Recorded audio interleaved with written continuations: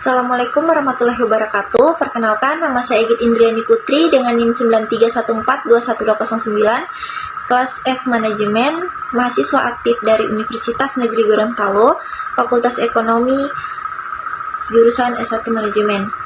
Pada video ini, saya membuat video ini untuk memenuhi salah satu mata kuliah yang diampu oleh Ibu Eka Apriliani Isa pada mata kuliah Aplikasi Komputer Statistik.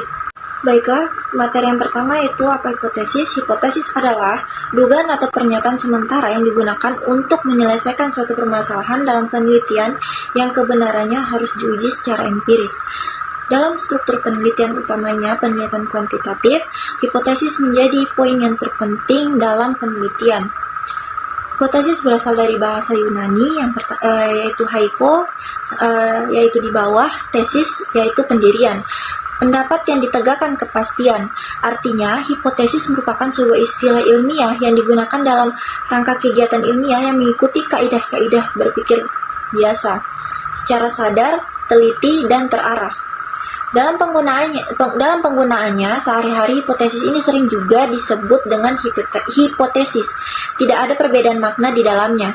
Fungsi penting hipotesis di dalam penelitian yaitu yang pertama ada menguji teori, kemudian mendorong munculnya teori, kemudian ada menerangkan fenomena sosial sebagai pedoman untuk mengarahkan penelitian, memberi kerangka untuk menyusun kesimpulan yang akan dihasilkan. Kemudian dalam hipotesis terdapat kata one-tile dan two-tile. One-tile dan two-tile sangat terkait dalam hipotesis atau kesimpulan sementara dalam sebuah penelitian. Jika arah hipotesis sudah diketahui, maka akan lebih tepat jika Anda menggunakan one-tile. Namun, jika arah hipotesis belum diketahui, maka Anda menggunakan two-tile. Arah hipotesis diketahui dengan cara melihat hasil penelitian terdahulu yang relevan dengan penelitian kita. Apakah sudah terdapat arah hipotesis atau belum? Biasanya hal ini terdapat di bab 2 penelitian, yakni kajian penelitian yang relevan. Pengertian dari one-tile. One-tile atau i-tile diartikan sebagai pengujian satu arah. One-tile digunakan untuk hipotesis yang sudah jelas arahnya positif atau negatif.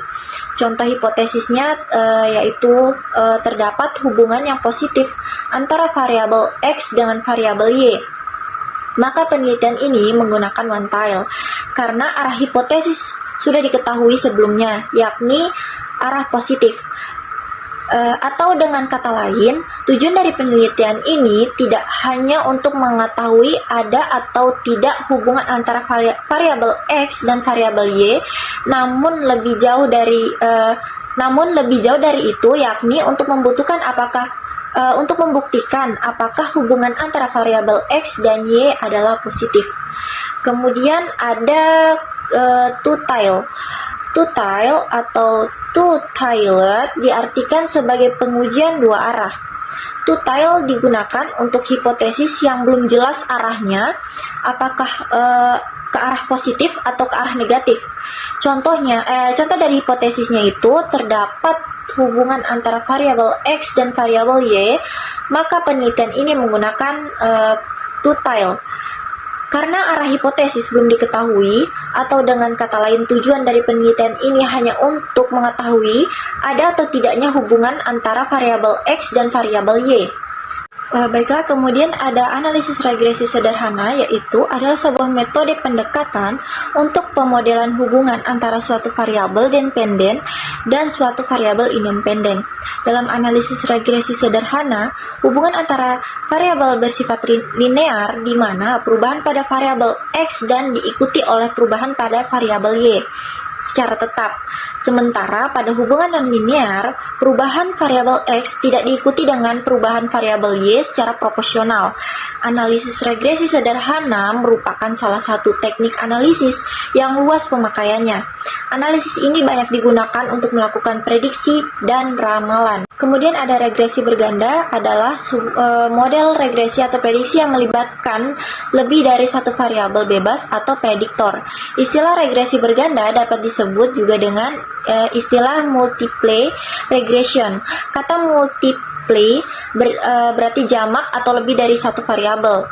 Banyak para mahasiswa yang salah kaprah dalam memahami istilah tersebut, di mana tidak bisa membedakan antara multiple regression dengan multivariate regression. Perbedaannya adalah jika multiple regression atau regression berganda adalah adanya lebih dari satu variabel prediktor atau variabel bebas, variabel dependen. Contoh dari regresi berganda jenis ini adalah salah satunya pengaruh rokok dan jenis kelamin terhadap kejadian kanker paru, di mana rokok kategorinya ya dan tidak jelas, jenis kelamin kategori laki-laki dan perempuan, sedangkan kejadian kanker paru kategorinya ya dan tidak. Ada dua metode yang sering dipakai dalam jenis regresi berganda ini, yaitu metode logit dan probit. Baiklah, mungkin hanya itu materi yang dapat saya sampaikan. Kurang dan lebihnya saya mohon maaf. Wabillahi taufiq wal hidayah. Wassalamualaikum warahmatullahi wabarakatuh.